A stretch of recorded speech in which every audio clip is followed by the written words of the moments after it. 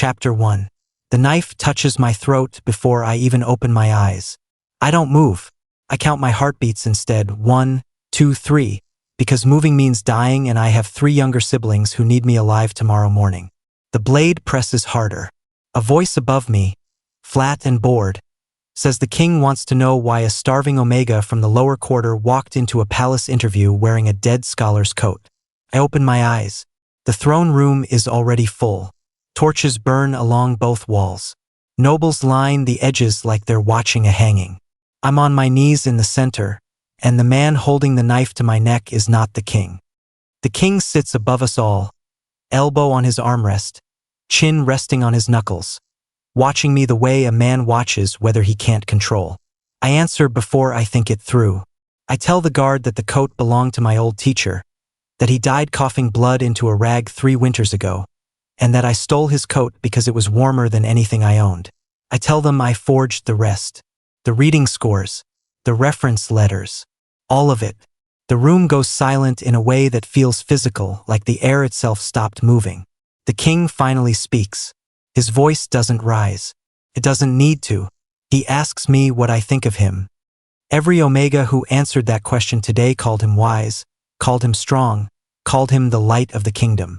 I watched them say it with my own ears while I waited in line, rehearsing my own lie, planning to say something similar so I wouldn't get executed for insolence.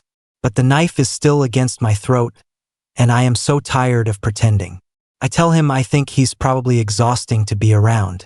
Someone gasps. A noblewoman near the front actually drops her fan. The guard's blade presses in just slightly, waiting for the order to finish the job. The king doesn't give it. Instead, one corner of his mouth moves. Just one side. It isn't a smile, not really, but it's the only expression I've seen cross his face since I entered this room, and judging by the way the entire court seems to hold its breath, it might be the only expression they've seen from him in years. He tells the guard to remove the knife. Then he tells his steward that I am hired. The protest is instant. Nobles rise from their seats. Someone shouts that I lied my way into the competition, that I have no right, that hundreds of properly educated Omegas applied and deserve the position more than a lower quarter fraud who can barely write his own name straight. The king lets them yell for exactly as long as it takes him to stand up. Then the room goes quiet again, faster this time. He walks down from the dais, past the guard, past the noblewoman still scrambling for her dropped fan, and stops directly in front of me. Up close, he looks younger than the rumors suggest and colder than any person has a right to look while still being warm-blooded. His eyes are the kind of gray that doesn't tell you anything. He asks me my name. I tell him, Eli Marsh. He repeats it once, quietly, like he's testing the weight of it, and then he turns to the entire throne room and announces that Eli Marsh will be his personal attendant, effective immediately, and that anyone who has a problem with his decision is welcome to challenge him directly instead of complaining to each other like children. Nobody challenges him. I'm still on my knees when 2 servants come to lift me up by the arms. My legs are shaking so badly I nearly fall again once I'm standing. Behind me, I hear whispers already spreading through the court faster than fire through dry grass, and none of them are kind. The king walks back to his throne without looking at me again. But as the guards lead me out through the side hall toward the servants' quarters, one of the older attendants grabs my sleeve. She's an Omega 2, silver-haired, with the tired eyes of someone who has served in this palace far longer than I've been alive. She tells me that no one has made that man's mouth move like that in 10 years. Then she tells me something else, something that makes my stomach drop straight through the floor. She says the last person who made him smile like that was his mate. The one who died in this palace under circumstances nobody is allowed to speak about. I ask her what she means. She doesn't answer. She just squeezes my arm once, hard, like a warning, and walks away down the corridor, leaving me standing alone outside a door that leads into a life I forged my way into with a dead man's coat and a lie I can't take back. Chapter 2. The tea is cold by the time I bring it to him, and it's my fault, because I got lost twice trying to find his study in a palace built like a maze designed to punish people who don't belong in it. He doesn't yell at me. He looks at the cup, looks at me, and asks if I intended to serve him ice water disguised as tea. I tell him if he wanted a warm cup, He should have hired someone who already knew the layout of his own home. His steward, standing near the door, makes a strangled sound like he's choking on his own spit. The king just stares at me for a long moment, then orders a second cup, colder than the first, and tells me to bring it exactly the same way tomorrow. I don't understand him. Nobody seems to. The palace itself feels wrong in a way I didn't expect. From the outside, growing up in the lower quarter, we all imagine the palace as a place stuffed with laughter, music, and warmth, the kind of home where a king would never have to worry about anything. Instead, I find long, silent halls, servants who flinch when doors open too fast, meals eaten in total silence. Nobody laughs here. Nobody breathes like a person who feels safe. The king works from before sunrise until long after midnight, buried under scrolls and ledgers, and speaks maybe 10 sentences a day that aren't directly related to kingdom business. Except to me, apparently. Every day I bring him something wrong on purpose, at first because I truly don't know palace customs, and then later because I start noticing something strange. Every time I say something blunt, something no noble in this court would ever dare say to his face, his jaw shifts slightly. Not quite a smile. Something underneath a smile, waiting to surface. By the end of the first week, our conversations turn into something closer to combat. He asks pointed questions meant to expose my ignorance of palace protocol. I answer with whatever honest, unfiltered thought crosses my mind. He corrects me coldly. I push back just as coldly. Servants outside the study start finding excuses to walk past slowly, listening. One afternoon, I tell him plainly that his entire method of running meetings is exhausting to witness, that he interrupts his own advisors before they finish a single sentence, and that no wonder half the court walks around looking like kick dogs. He laughs. It isn't loud. It isn't long. But it's real. A short exhale through his nose paired with an actual curve of his mouth. And the steward standing behind him nearly drops an entire stack of documents. After that, something shifts. He starts requesting my presence during meetings that have nothing to do with serving tea. He starts asking my opinion on matters I have zero qualification to speak on, and when I tell him exactly that, he tells me qualification has never stopped anyone else in this palace from giving him useless answers, so I might as well give him useless answers that are at least honest. Nobody understands why he's doing this. I catch whispers in the kitchen. I catch nobles staring at me in hallways like I'm a stray animal that wandered somewhere it shouldn't be. Then one night, I can't sleep, and I wander the east corridor near my new quarters, and I see him, the king, alone, walking toward a locked tower at the far end of the palace grounds. One nobody ever mentions. One I was specifically warned never to approach during my first day of orientation. He's carrying nothing but a single candle. He unlocks the door himself, without a guard, without a steward, and disappears inside. I don't follow. I'm not stupid enough for that, not yet. But I stand frozen in the shadow of the corridor for nearly an hour until he emerges again, and in the candlelight, for just 1 second before he composes his face back into its usual iron calm, I see something crack across his features that looks a lot like grief. I go back to my room and lie awake wondering what's inside that tower. The next morning, I never get the chance to ask. Because when I lift the teacup to bring it to his study, the porcelain smells wrong, faintly bitter underneath the usual scent of the leaves, and my hand freezes an inch from the tray. Chapter 3. My whole arm goes stiff before my mind catches up to what my nose already knows. I set the cup down without drinking it and call for the palace physician instead of walking straight into the king's study like normal. The physician takes one sniff, then goes pale, then orders the entire kitchen staff locked in the servants' hall within minutes. Someone tried to poison me. Not the king. Me. I sit in the physician's chamber shaking while he explains that the substance would have killed a person my size within the hour, and that whoever prepared it clearly expected me to drink it without hesitation, the same way I have every single morning since I arrived. Word spreads through the palace faster than I can process it. By midday, the king himself storms into the physician's chamber, and for the first time since I met him, his calm is completely gone. He grabs my face by the jaw, turns it side to side checking my eyes, my color, asking short, clipped questions about symptoms until the physician confirms I'm unharmed. Then he turns on his own guards with a fury that makes grown soldiers flinch. Later, Alone with him in his study, I tell him flatly that I don't think he was protecting me out of any personal feeling. I tell him I think he only cares because losing his attendant mid-investigation would be inconvenient for palace stability. He looks at me for a long moment, and then he laughs short and sharp, and tells me I have the worst read on people he's ever encountered in his life. I ask him to explain that. Instead, he changes the subject entirely, and tells me the investigation into the poisoning has already uncovered something unrelated but far more troubling. While searching my chamber for evidence of tampering, palace guards found the falsified documents I used to enter the competition. My real identity, my real background, everything I thought I'd buried behind a stolen coat and a confident voice. My stomach drops straight to the floor.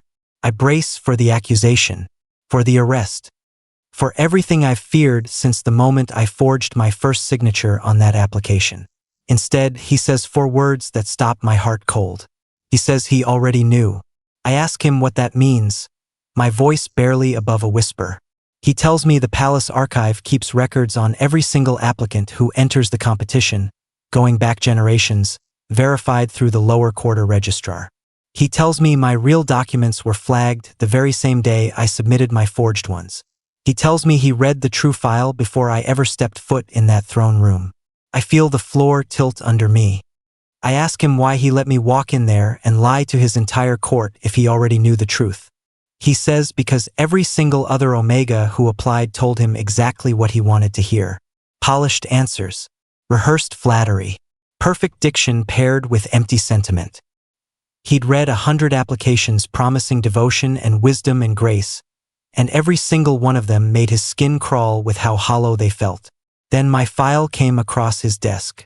A lower quarter Omega raising 3 siblings alone, teaching himself to read from garbage bin scraps, stealing a dead man's coat just to survive an interview.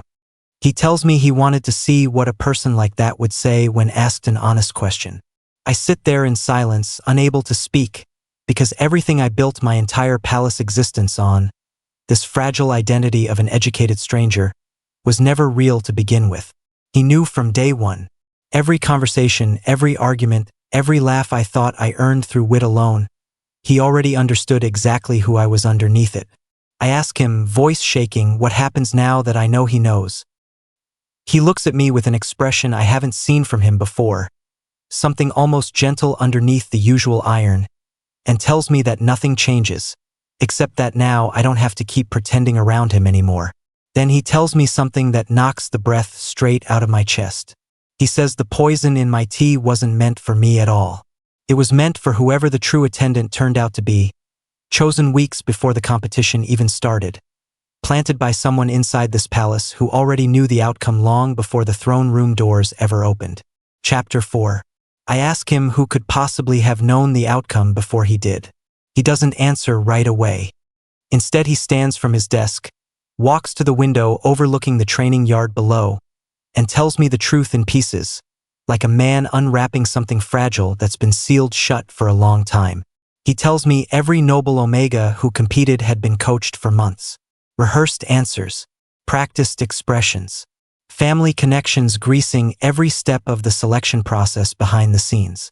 He tells me he sat through interview after interview listening to identical praise delivered with different faces, until the words stopped meaning anything at all. Then my turn came and I told him he was probably exhausting. He says that single sentence was the first honest thing anyone had said to him inside that throne room in years. I ask him why honesty matters so much to a king who could simply order anyone to say whatever he wants to hear. He tells me that's exactly the problem. He can order anyone to say anything. Compliance is easy to manufacture. Truth is not. And a king surrounded only by people terrified of him eventually becomes a man who can't tell the difference between loyalty and fear. Something shifts between us after that conversation. It isn't softer exactly. If anything, it gets sharper. Now that the pretending is gone, we speak to each other with a kind of brutal honesty neither of us allowed before. I tell him when his decisions sound selfish. He tells me when my questions sound naive. Neither of us apologizes for it, and somehow that makes the space between us feel less like a cage and more like a place I can actually breathe in. The palace notices the change before I do. Servants stop flinching quite as hard when his study door opens. The steward mentions, quietly, that the king has laughed more in the past 2 weeks than in the previous 2 years combined. Even the guards outside his chambers seem to stand a little less rigid, like the whole building is slowly exhaling after holding its breath for a decade. Not everyone is happy about it. I start noticing certain nobles watching me differently in the hallways. Not the open disdain from my first days here, but something colder, more calculated, the kind of attention that makes the hair on my arms stand up. One evening, walking back from the kitchens, I overhear 2 council members speaking in low voices near the archive wing, and I catch a single phrase before they notice me and go silent. They mention the missing food ledgers. I don't think much of it at the time. I assume it's ordinary treasury business, the kind of boring administrative talk that fills half the palace's meetings. But that night, unable to sleep again, I find myself thinking about my hometown, about the years my family spent hungry despite the king's supposed relief programs for the lower quarter, about how the promised grain shipments always seem to arrive short or not at all. I mention it to the king the next morning, half joking, testing whether he actually listens to the things I say or simply tolerates them. He doesn't laugh this time. Instead, his expression goes still in a way I haven't seen since the throne room, the day he first hired me. He asks me to repeat exactly what I heard the council members say. I tell him again, word for word, everything I can remember. He calls for the head archivist immediately. Within the hour, palace guards descend into the record vaults beneath the east wing, searching for the ledgers detailing food distribution and relief funding across the lower territories for the past several years. They find the shelf where those records should be. It's empty, not misplaced, not disorganized, deliberately removed, every trace of it gone, as if someone erased years of history with careful, patient hands, confident nobody important enough would ever notice or care enough to look. The king stands in that empty vault for a long time without saying a word. Then he turns to me and asks a question that makes my blood run cold.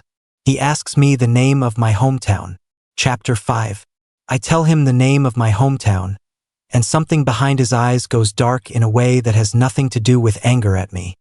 He orders the archivist to search a separate set of records, the tax collection ledgers instead of the relief ledgers, and within the hour we're both standing over a table covered in old parchment, tracing a trail of numbers that shouldn't exist side by side the way they do.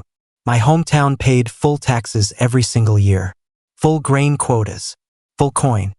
But the relief funds meant to come back to us during drought years, during the famine 3 winters ago, during the exact stretch of time my family nearly starved while I taught myself to read from a dead man's discarded books, never arrived. Not once. Not a single shipment, not a single coin, despite the official record showing the funds were released from the royal treasury every single time. I feel sick standing there. Not from surprise exactly.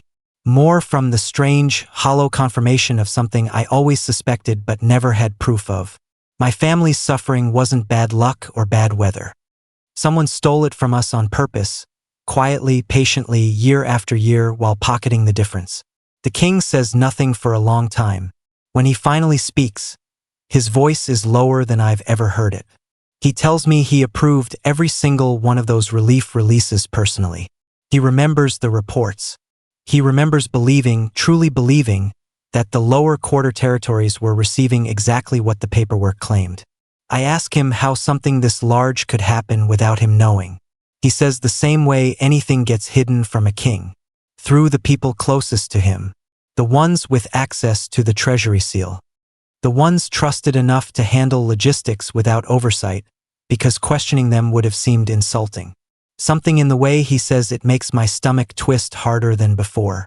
I ask him who has that kind of access. He doesn't answer immediately.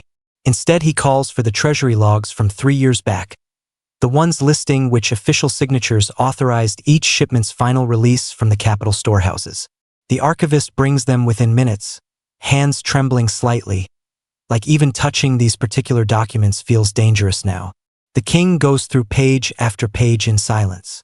Then his hand stops. I watch the color drain slowly from his face as he stares at a single signature at the bottom of a shipment authorization dated during the worst month of the famine. A signature I don't recognize. A name that clearly means something enormous to him, because his jaw tightens in a way I've never seen, not even during the poisoning, not even in the throne room the day he hired me. I ask him whose name that is. He tells me it belongs to the man who has advised his family since before he was born. The same man who taught him how to run a kingdom after his own mate died. The same man who has stood beside him through every major decision of his reign, trusted without question, given access without hesitation, precisely because doubting him would have felt like doubting the closest thing to family the king has left. I ask him what he's going to do now that he knows. He looks at me, and for the first time since I've known him, I see something close to fear cross his features, quickly replaced by something colder and more determined. He says nothing directly. Instead, he rolls the ledger closed, hands it back to the archivist, and gives a single quiet order that chills the room. He tells the archivist to say nothing of this discovery to anyone, under any circumstance, until he decides how to proceed. Then he turns to me, his expression unreadable, and tells me that starting tonight, I am not to eat or drink anything inside this palace that hasn't passed through his own hands first. I ask him why. He says because if the man responsible for years of stolen relief funds realizes how close we are to the truth, the next poisoning attempt won't be a mistake meant for someone else. It will be meant for me. Chapter 6. The knife is at my back before I even reach the kitchen door. Not a blade against skin this time, just words, sharp and deliberate, spoken low by a court official I recognize but whose name I've never bothered to learn. He tells me the whole palace knows what I am now. A liar. A fraud who forged his way into the king's chambers and now whispers poison about the most trusted advisor in the kingdom. I tell him I never whispered anything. I found records. That's different from rumor. He smiles like I've said something stupid and walks away before I can answer back. By the time I reach the dining hall, the whispering has already spread through every corner of the palace like smoke under a door. Servants stop talking when I walk past. Nobles who once ignored me now stare openly, their faces twisted with something between disgust and satisfaction, like they've been waiting for a reason to hate me since the day I got hired. The rumors take shape fast. I'm manipulating the king. I forged my way into the competition and now I'm forging my way into the throne itself, whispering lies about a man who has served this family faithfully for decades. Someone claims I want power. Someone else claims I want revenge for my hometown. Both stories spread faster than the truth ever could, because the truth is complicated and the lies are simple. I go to the king that evening expecting him to defend me immediately. Instead, he says nothing. He listens to my account of what happened, jaw tight, eyes unreadable, and then dismisses me without a single reassurance. I lie awake that night wondering if I misjudged him completely, wondering if the honesty between us was only useful to him when it served his own investigation, and now that it's inconvenient, he'll let the court tear me apart to protect the advisor who raised him. The doubt sits in my chest like a stone for 3 full days. Then, during a public court session, with every noble and council member seated in rows watching, the king stands from his throne without warning and announces that Eli Marsh will remain his personal attendant, effective permanently, regardless of any accusation brought against him by court gossip or political maneuvering. The room erupts immediately. Voices rise from every direction. Someone shouts that I forged my identity to enter the competition, that a proven liar shouldn't be trusted with the king's private chambers. Another voice, louder, accuses me of turning the king against his own advisors through manipulation and false accusations meant to secure my own position. The king raises one hand, and the room falls silent within seconds, faster than I've ever seen a crowd obey anyone in my life. He tells them plainly that he has known about my forged documents since before the competition ever started, that he chose me anyway because every other applicant lied to his face with polished words while I told him an uncomfortable truth.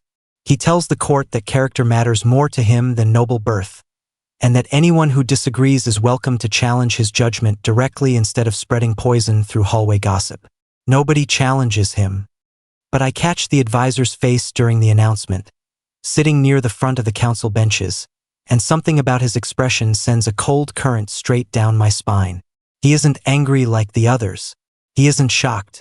He's calm, almost amused, like a man who already has his next move prepared, and is simply waiting for the right moment to use it.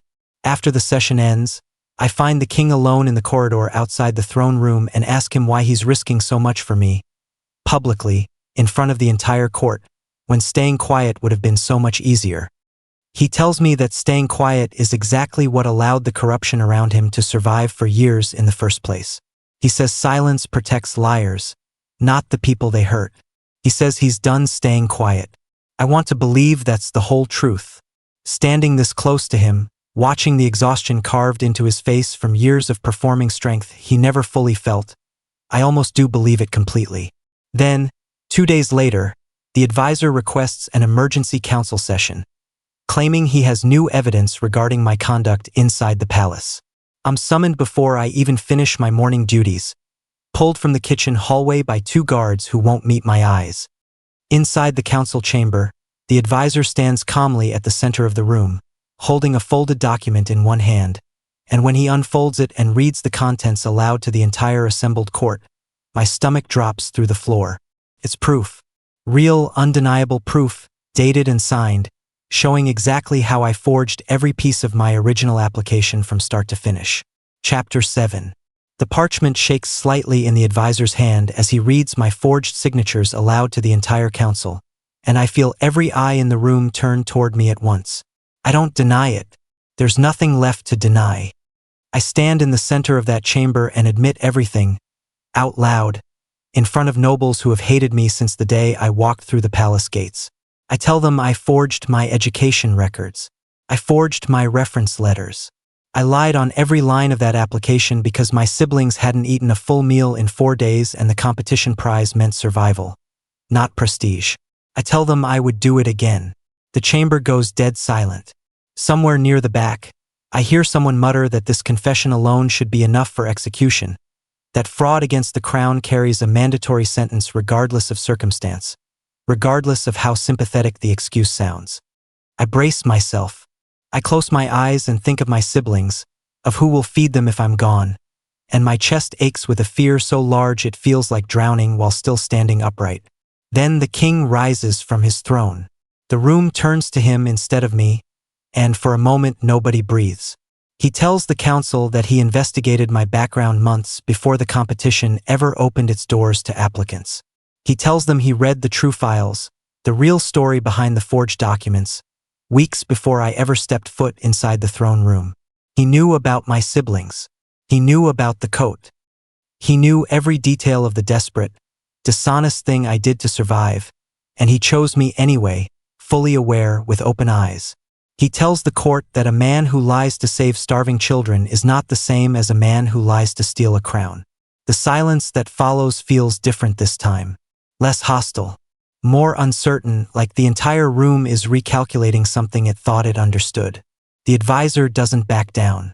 He argues that intention doesn't erase the crime, that allowing fraud to go unpunished sets a dangerous precedent for the entire kingdom's laws. His voice stays smooth and reasonable, the voice of a man who has spent decades convincing people he's always right. The king listens to the entire argument without interrupting. Then he asks the advisor a single question, quiet, almost gentle in tone, and I watch the older man's composure crack for the very first time since I've known him. The king asks him to explain why the relief fund shipments to the lower quarter territories carry his personal seal of authorization, dated across 3 consecutive years of famine, despite records showing the grain and coin never actually left the capital storehouses. The color drains from the advisor's face in front of the entire council. He starts to answer, stumbles over his own words, tries to redirect the conversation back toward my forged documents, but the king doesn't let him. He orders the treasury ledgers brought into the chamber immediately, the same ones we found together in the archive vault, and has them read aloud line by line in front of every noble present. Signature after signature, shipment after shipment. Years of stolen relief funds laid bare in a room that moments ago wanted me executed for a much smaller lie. The advisor tries to claim the signatures were forged by someone else using his seal, but his voice has lost all its earlier smoothness, replaced by something frantic underneath the words. The king stands directly in front of him now, close enough that the whole court leans forward to hear what comes next. He tells the advisor that he has spent his entire reign trusting him above everyone else in this palace, closer than family, closer than any noble council member. He tells him that trust is the reason nobody questioned the missing relief funds for years. Then he orders the guards to arrest him on the spot. The chamber breaks into chaos immediately, nobles shouting, some in outrage, some in stunned disbelief, as the guards step forward and take the man who raised this king into custody in front of the entire court.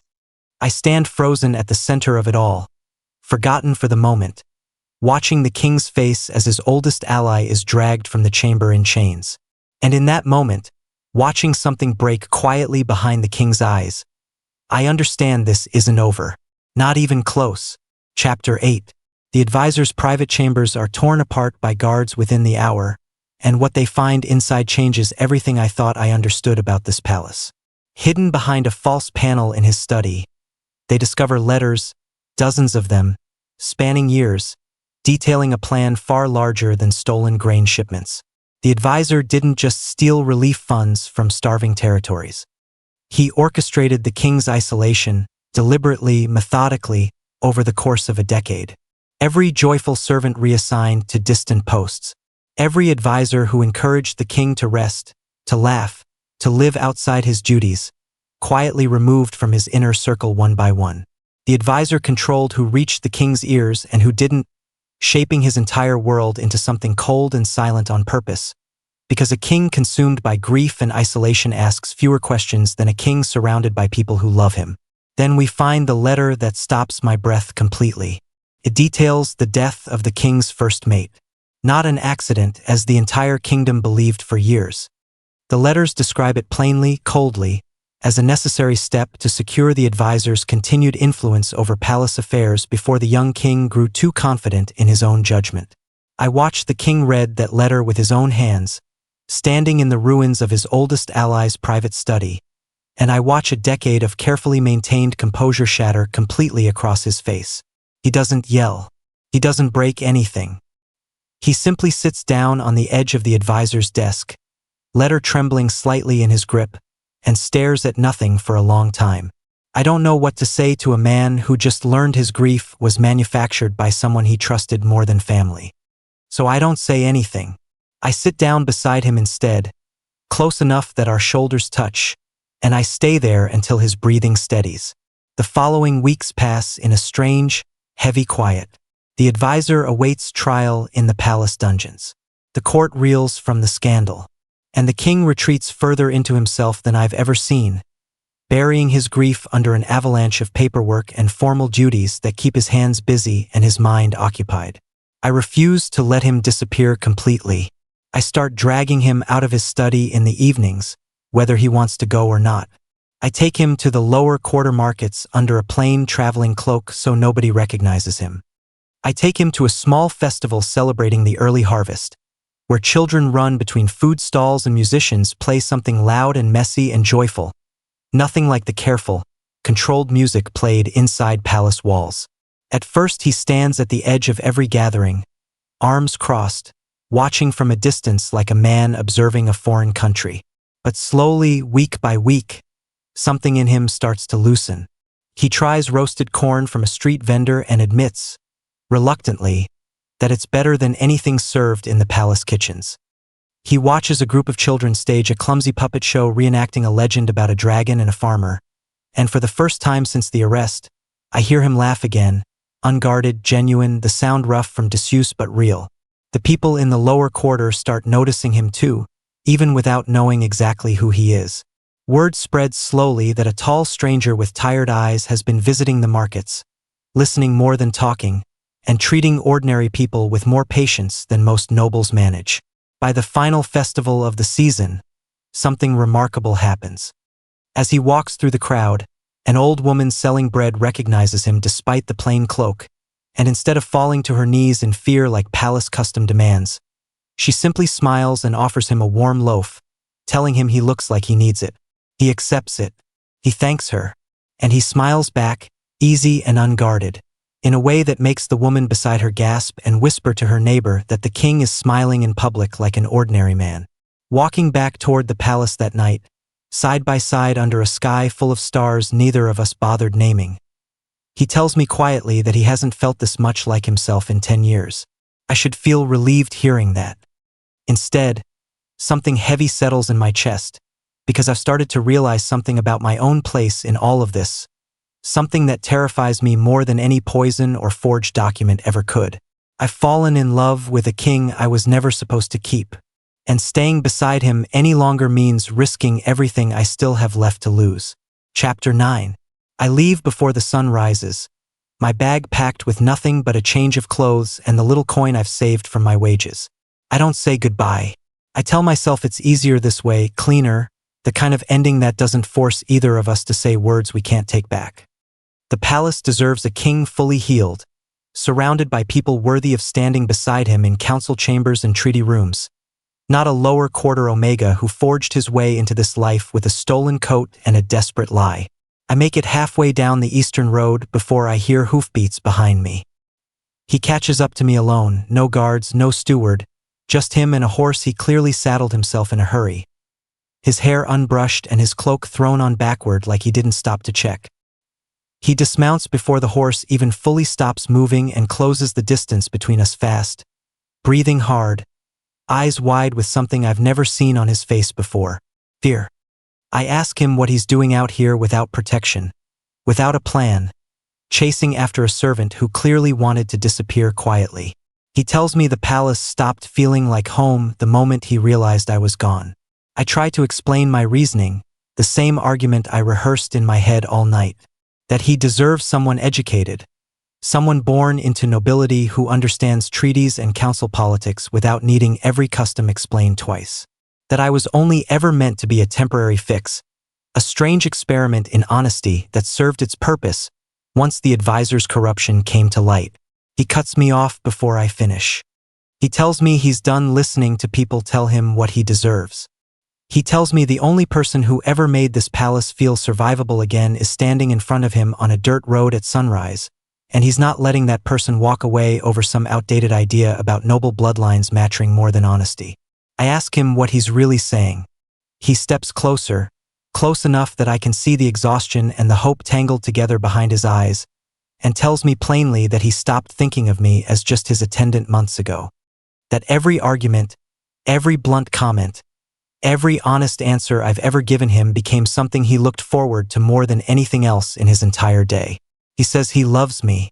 I stand frozen on that road, my carefully packed bag suddenly feeling impossibly heavy on my shoulder, and I admit something I've been too afraid to say out loud until this exact moment. I tell him I stopped pretending around him months ago too, that somewhere between the poison tea and the empty archive shelves and the festival where he laughed for the first time in 10 years, I stopped seeing him as simply a king I served. I tell him I love him too. He laughs, and this time it isn't short or guarded. It's full and real, the kind of laugh that comes from somewhere deep, and the sound of it carries across the empty road like something breaking open after being sealed shut for far too long. We stand there together as the sun finishes rising, and for a moment, none of it matters. Not the forged documents, not the missing relief funds, not the advisor awaiting trial in the palace dungeons. Just the two of us on a dirt road, finally saying out loud what we'd both been too afraid to admit. But that peace doesn't last long. By the time we return to the palace together, a messenger meets us at the gates with an expression that makes my stomach drop instantly. The palace council convened an emergency session overnight, word of our disappearance spreading fast among the nobles who never wanted me here in the first place.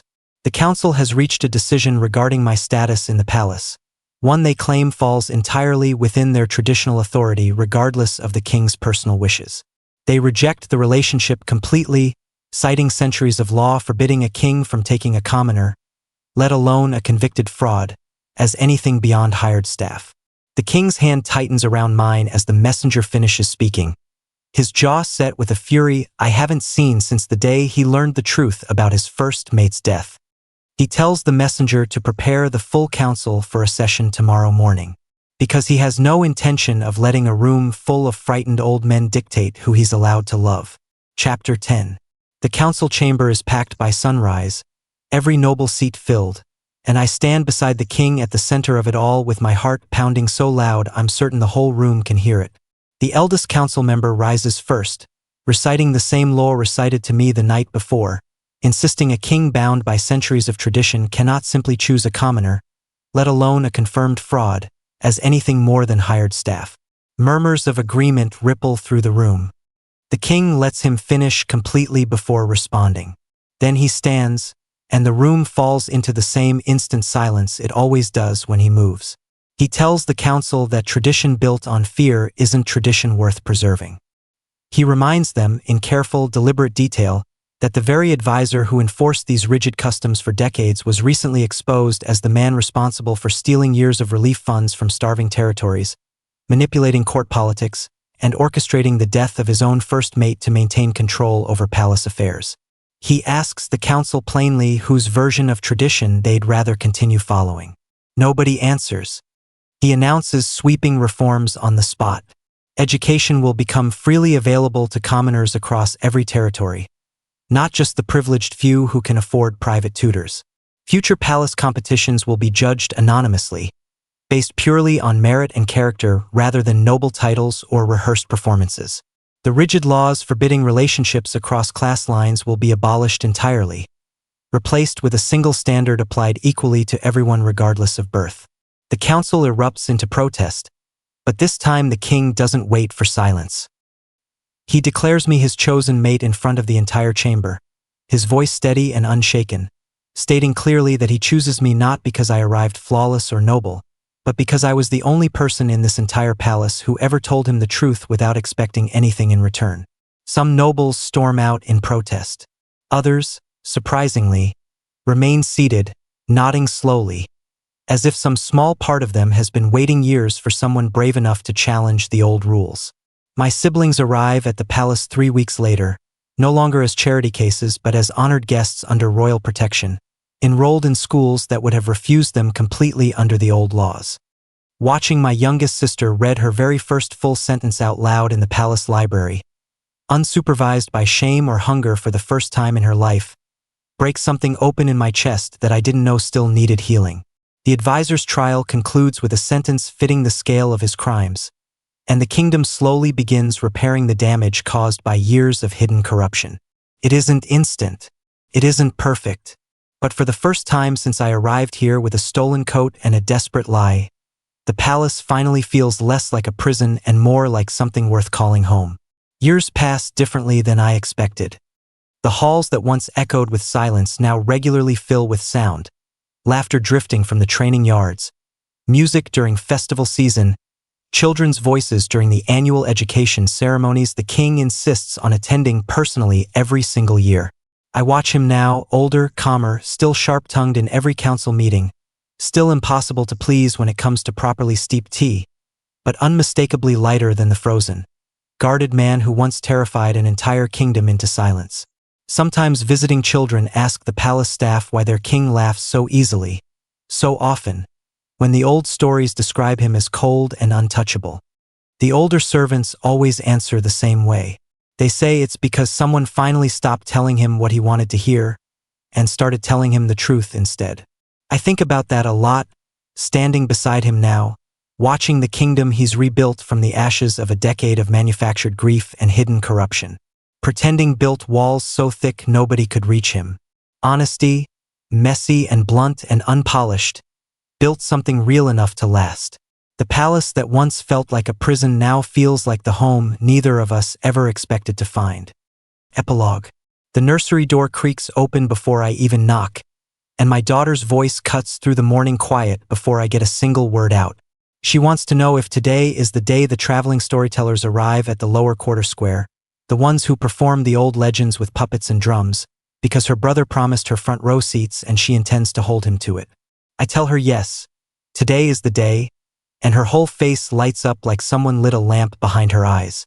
She's 4 years old and already sharper with her words than half the council members who once tried to have me removed from this palace. I help her into a plain wool dress instead of the silk ones the tailors keep trying to force on her, because she hates how the silk itches at her collar, and because I remember too well what it felt like to wear clothes that weren't chosen for comfort. She squirms the whole time, more interested in the wooden horse figurine in her hand than in staying still for buttons. Down the hall, I hear him before I see him. His voice, low and steady, mixed with the higher, quicker voice of our son, who at 8 years old has apparently decided that today is the day he finally beats his father in a sparring match using wooden practice swords. I reach the training yard just in time to watch our son land an actual hit against the king's shoulder, and the shout of triumph that follows is loud enough to send a flock of birds scattering off the courtyard wall. The king drops to one knee immediately, clutching his shoulder like he's been mortally wounded, groaning dramatically while our son dances around him celebrating his victory. I stand in the doorway watching the two of them, and something warm settles behind my ribs the way it does every single morning I get to witness this particular scene play out. He catches my eye over our son's shoulder and gives me the same look he's given me for years now, the one corner of his mouth lifting first before the rest of his face follows. It still catches me off guard sometimes, how easily that expression comes to him now, how far removed he is from the frozen, guarded stranger who once sat on that throne like carved stone. Breakfast is loud and messy, the way I always wanted our home to feel and never got to experience growing up. Our daughter insists on feeding pieces of bread to the palace cat under the table, convinced nobody notices, while our son recounts every detail of his victorious sparring match to anyone who will listen, embellishing the story a little more with each retelling. The king listens to every exaggerated word with a patience that would have shocked the entire court a decade ago, back when 10 minutes of idle conversation felt like an unbearable burden to him. After breakfast, my sister Nora finds me in the east hallway, papers tucked under her arm, her omega markings visible at her collar now that she's old enough to have presented. She's 17 now, studying under the palace physician, determined to become the first fully licensed healer from our old hometown. She tells me the physician praised her work on a difficult case yesterday, treating a farmer's broken leg using a technique she read about in one of the new medical texts distributed freely to territory schools since the education reforms passed. I remember teaching her the alphabet using charcoal on the back of discarded flour sacks. The two of us huddled by candlelight because we couldn't afford proper paper. Watching her now, confident and educated and building a life nobody could have imagined for either of us back then, still catches me off guard some mornings. My youngest brother, Toby, spends most afternoons in the palace stables now, apprenticed to the head horsemaster, happier around animals than he ever was around people. My other brother, Samuel, chose a different path entirely, working alongside the new treasury officials the king appointed after the reforms, determined to make sure no territory ever again suffers the way ours did under years of hidden corruption. Watching him pore over ledgers with such careful, dedicated attention, I sometimes see flashes of the exhausted, protective boy who used to stay up late helping me stretch our meager food supplies across an entire week. The palace itself has changed as much as my family has. The old locked tower at the far end of the grounds, the one I once watched the king enter alone in the dead of night carrying nothing but a single candle, stands open now, converted into a public memorial garden dedicated to his first mate. He asked me years ago whether turning that space into something the whole kingdom could visit felt disrespectful to a memory he spent so long grieving in private silence. I told him grief kept locked away in a tower only feeds itself. Grief given light and open air eventually learns how to become something gentler. He planted the first rosebush there himself, and every spring since, he brings our children to help tend the garden, teaching them that the woman buried in that quiet corner of the grounds was loved deeply, and that loving someone new afterward never erases the love that came before. The advisor who once orchestrated so much suffering behind closed doors remains imprisoned in the northern fortress, stripped of every title and privilege he spent decades collecting. The king visited him only once, years ago, shortly after the trial concluded. He never told me exactly what was said during that visit, only that he walked out of that fortress feeling lighter than he had in years, finally free of a shadow that had shaped his entire life without his knowledge. I asked him afterward whether he forgave the man. He told me forgiveness wasn't the point. He said understanding exactly how deeply he'd been manipulated, and choosing to build something better anyway, mattered far more than whether he ever managed to forgive the person responsible. That lesson shaped everything about how he rebuilt this kingdom afterward.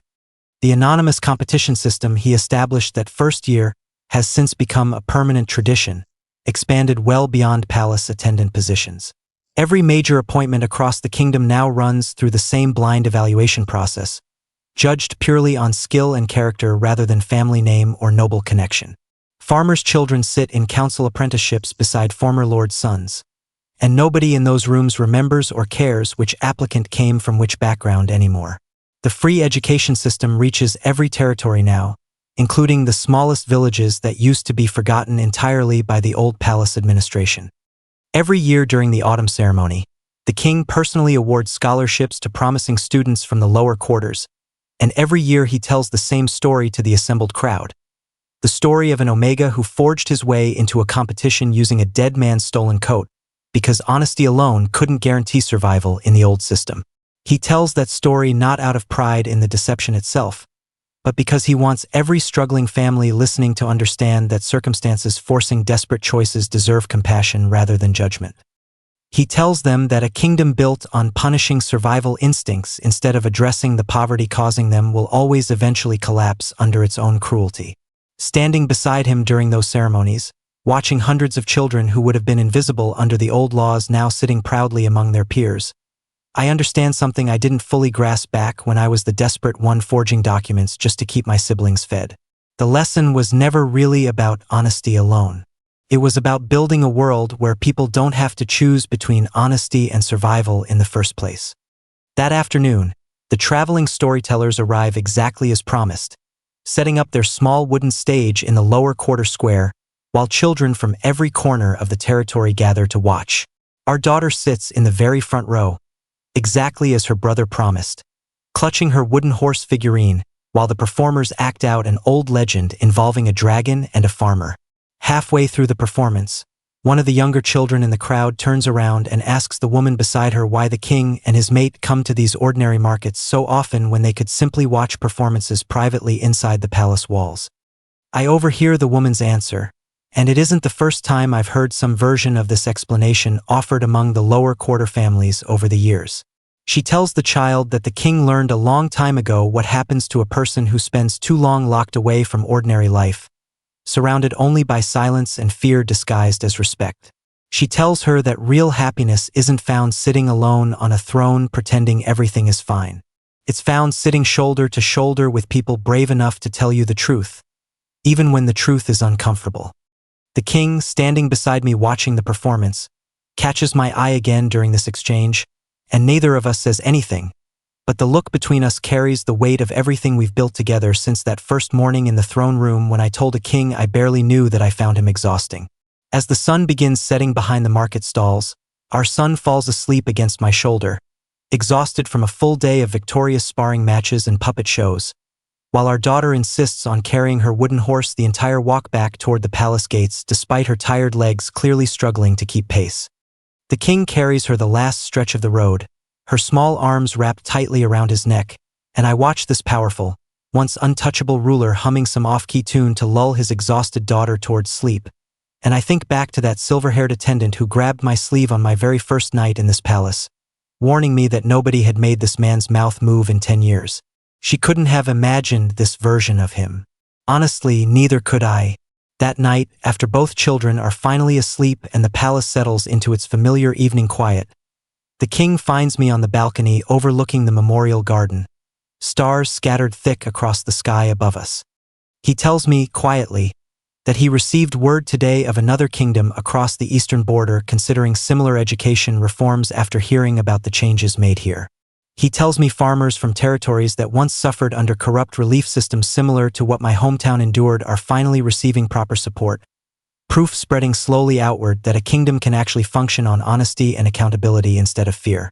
I tell him I'm proud of him, and I mean it completely, without any of the guarded hesitation that colored so many of our early conversations. He tells me none of it would exist without a starving Omega blunt enough to tell an exhausted king exactly what he thought of him on the worst day of his miserable, isolated reign. We stand together on that balcony for a long while, listening to the quiet sounds of a palace finally at peace, watching the rose garden below sway gently in the evening breeze, and I think about every version of myself that led to this exact moment. The boy stealing a dead man's coat, the desperate liar in the throne room, The frightened attendant nearly poisoned on his first week inside these walls. The heartbroken man who tried walking away at sunrise because he thought love and duty couldn't coexist. Every single one of those versions of me led here, standing beside a man who learned that real strength comes from allowing yourself to be truly known, flaws and forged documents included, rather than hiding behind whatever mask keeps you safest. If this story stayed with you, make sure you're subscribed and your notifications are turned on so you never miss the next story on this channel. Share your thoughts down in the comments because hearing which moments moved you the most means more than you know, and your words might be exactly what someone else needs to read today.